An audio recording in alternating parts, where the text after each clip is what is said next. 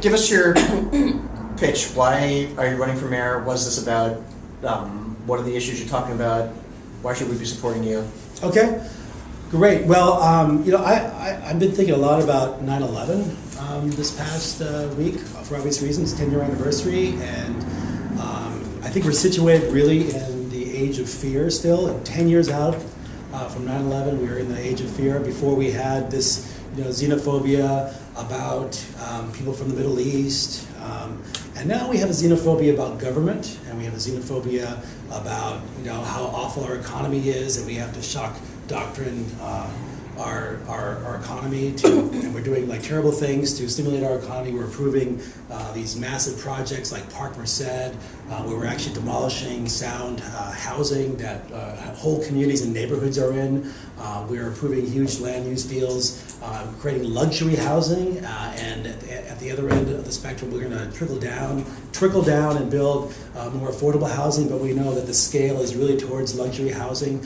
All in all, we have a city that's geared more towards the wealthy and looking out for the wealthiest interests, and the working class and middle class, people of color are completely shut out.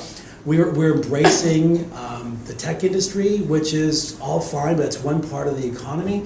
Think about 11 years ago, we had the dot-com boom in San Francisco, and that was leading towards gentrification and displacement, and we had a whole movement in San Francisco spearheaded by the Mission Anti-Displacement Coalition and allies that was really about creating a city that worked for working class and middle class people, fighting against gentrification, fighting against displacement. And now 10 years out, we're saying we're going to try and create our economy for the tech industry, which is a lot of people who are from outside of San Francisco who come here and who do important work, but we're not building our economy that really supports local San Francisco residents. And as we're building the economy, it's more for newcomers. We know that existing residents are being displaced. So we're seeing, greater gentrification. The African American community is being decimated here. The Latino community, actually, a lot of people in the Latino community are also leaving San Francisco, but newcomers are coming in as well at the same time. We're looking at the southern part of San Francisco is in a state of shock with defaults and foreclosures that are still on the rise. There's not a strong response from that from city government. So I'm running for mayor to really tip the playing field in the opposite direction. I'm the only one who's truly talking about working class, middle class people. That's talking about progressivism as a role of government playing a good in people's lives to create more opportunity, to end disparities. That it's also based on progressivism, to me, is based on building power for working people. You can do a lot of great votes on the Board of Supervisors. You can create legislation, but if you're working towards building power that's ultimately going to shift the power structure of the city, then we're not really talking about true progressivism. This campaign is about winning the mayor's seat to help make that happen, but it's also about building power for progressives and working class communities. I want to put forward an idea of a new progressivism in San Francisco that is really about building relationships and strengthening the community overall. My goals as a mayor are to create an administration that puts neighborhoods and people first. And that's where I come out of my experience as a social worker, as a community organizer, as a labor organizer, as how we can build power with people to influence what happens at City Hall.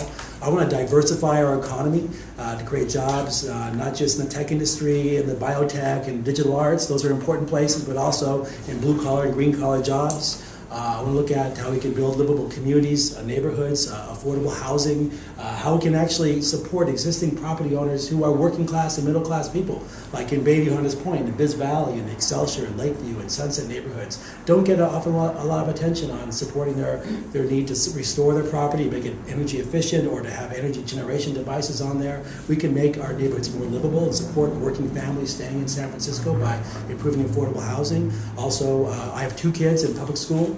My wife's a public school teacher. We are invested heavily in improving our schools. There's no other way to, besides affordable housing and creating working class jobs, keeping working families in San Francisco, than to make sure that our education system can build a future and opportunity for young people to get into our whole diverse economy that we want to build.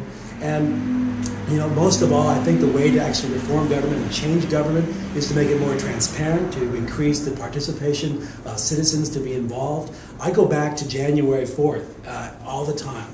January 4th was a day that there was the first attempt to appoint Ed Lee as the interim mayor of San Francisco. Ed Lee was not even in the country. Ed Lee had not even told us that he was interested in being mayor. I talked to Ed Lee in December, and he said, no, I'm not interested in being mayor. You can look somewhere else. So then it comes to Tuesday, January 4th, and suddenly there's this whole push to get Ed Lee to be the interim mayor. I didn't even think he wanted the job. And this is being ramrodded down our throats from the most very powerful interests that I think are way beyond Rose Pack and Willie Brown. There are bigger interests and broader interests that are very corporate and about the wealthy and about the establishment continuing to have control of this city after many decades. They want to keep things the same, and that's what Ed Lee is ultimately about. I think he's been a public servant, has had a lot of skill as a technocrat. I have concerns about ongoing projects and relationships he's had over the years. But we need a government that's really about openness, that's about putting people first, that's not about the most powerful interests controlling what happens in government. And what happened that first week of January, I thought was the worst I've seen City Hall in the 15 years that I've been looking closely at City Hall. I saw it all distorted and run by backroom deals, and backroom deals that ultimately led to president of the board, the district attorney being appointed, and the interim mayor being appointed.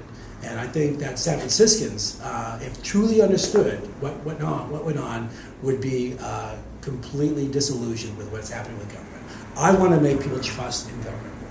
I think that government plays a powerful way of improving people's lives, but we can only make it work effectively if people trust in what government is about. And I think that having a campaign that's really grassroots, it's about people, it's not distorted by a lot of private wealthy money coming in, is something that can really be transformative in San Francisco. That's what I'm hoping my campaign can be about. And the Guardian endorsement is very important to me, just like the Bike Coalition endorsement is very important to me, and the Democratic Party endorsement is very important to me. I think it would be very helpful in terms of my success this November. John, did you read our